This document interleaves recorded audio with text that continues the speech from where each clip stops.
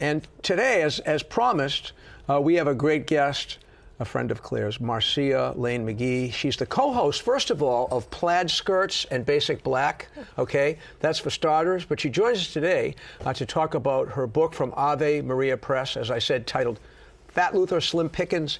Hey, Marcia, great to have you with us. It's really great to be back with you guys. Now, you've co-hosted this podcast with Shannon from the very beginning. Was the process of co-authoring, was that significantly different? Yes, it was significantly different.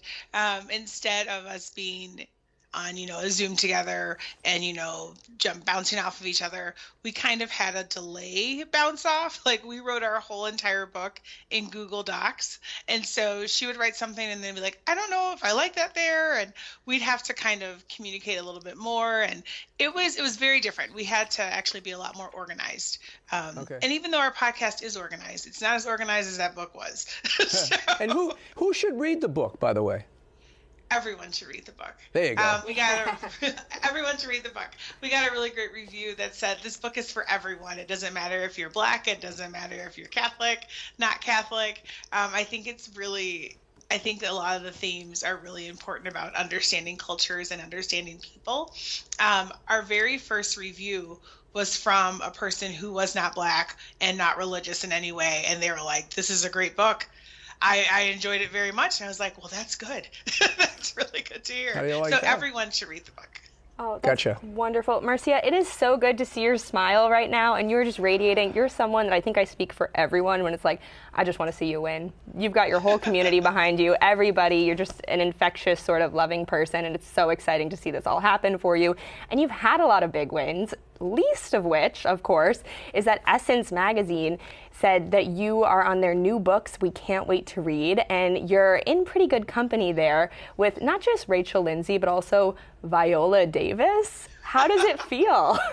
It feels pretty great. It was kind of weird when I found out that we were on that list, because someone tweeted at me. They go, "Isn't this great about the Essence list?" And I was like, well, what are you talking about? And then I opened it and I was like, oh my gosh. And I sent it to my family, and my mom, she goes, oh my goodness, I started to read that list and I got distracted and got away from it. She goes, but that's insane. She's like, you were on that list because I was making like all of my things that I wanted to read. And I was like, and my book is on it. Well, and it is a little bit insane, but not really. In another way, it totally makes sense because it's just so well-deserved. And think of all the people, exactly like you said, they can be from any sort of background and they're going to be reached by your work, which is really incredible. And I know that you take us through the liturgical year observations through the lens of a Black Catholic. Do you have a favorite liturgical season? Yes, my favorite season is Lent.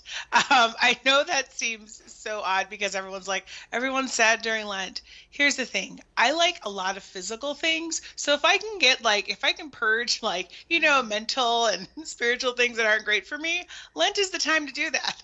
I really love taking stock of who I am and my relationship with God and where I'm going. And Lent's kind of my bouncing off place for that. Everyone has New Year's Day where they're like, I have all these goals. And Lent is that time where I get to really focus on me and God and what needs to go and what needs to stay. Mm-hmm. And everyone's suffering with me, so it's not so bad. Absolutely. Marcia, I agree with Claire. You radiate such tremendous joy. Can you just tell us a little bit about yourself? Where did this all come from? your ability to write and do podcasting and smile and engage people so beautifully. Yeah. Where did this all come from? You know what? I grew up in the Black church, and I grew up Protestant. And when you grow up Protestant, and specifically in the Black church, you have all the jobs. Where my mom volunteered me, I got voluntold for a lot of things. So I learned how to do a lot real quick.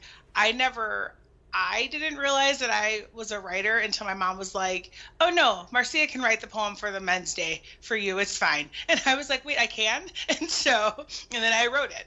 And she's like, no, you've got this. And with singing in the choir and speaking, I was always put up to do these things, we're always taught to serve. And I think anyone who's had a Black church experience, they would agree. They'd be like, yeah, you had to do all the things. You had to be able to clean the kitchen and sing a solo on demand. And I think that's kind of where I get it all from. So I had a really good foundation, and now here I am bringing it to the Catholic Church, making it happen for you guys too. Well, we're very grateful for your enthusiasm, honestly. It's been tremendous having you in the living room with us. I look forward to reading your book. It's been called A Kick in the Pants for those who want to do the hard and holy work of getting better. And so I know you say it's a book for everyone and anyone. So tell us, how can people get the book, and how can they follow your engaging work and listen to your podcast too? Yes, you can get it from either Amazon.com or AveMariaPress.com. And you can also get it from a Black-owned, woman-owned bookstore in Chicago called Semicolon Books, if you want to go on their website and get that as well.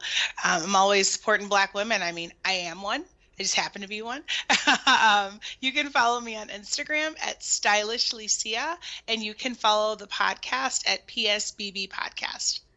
Very, very good. Well, on a very difficult day here in the living room and throughout this country, we are grateful for the joy that you have brought to us and all of our viewers. So thanks very much, and may God bless you and be with you in your work. Bye, Marcia. Thank you so much.